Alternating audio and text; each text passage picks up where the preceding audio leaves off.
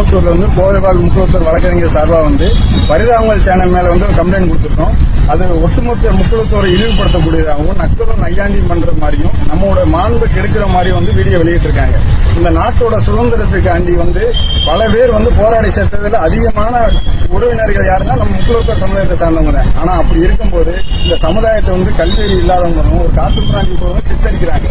வேலுநாச்சியா இருக்கும், சின்ன மருது பெரிய மருதாக இருக்கிறது, திருமத்திக்கு வேலி அம்பலமாக இருக்கட்டும், ராஜராஜ சோழன் அவர்கள் இத்தனை மன்னர்களை கொண்ட இந்த சமுதாயம் இந்த சுதந்திரக்காண்டி இன்னொரு ஈர்த்திருக்கு. முத்துராமலிங்கன் பல வருடங்கள் சிறையிலே தன்னோட வாழ்க்கையை கழிச்சிருக்காரு. அப்படிப்பட்ட ஒரு சமுதாயத்தை ஒரு காட்டுமிராண்டியிலும் இந்த ஒரு தனிப்பட்ட காதல் விவகாரத்தினாலும் குடும்ப பிரச்சனைனாலும் ஏற்படுற தனிப்பட்ட விரோதத்தை இரு சமுதாயத்திற்கு இடையான விரோதம் மாதிரி சித்தரிக்கிறாங்க.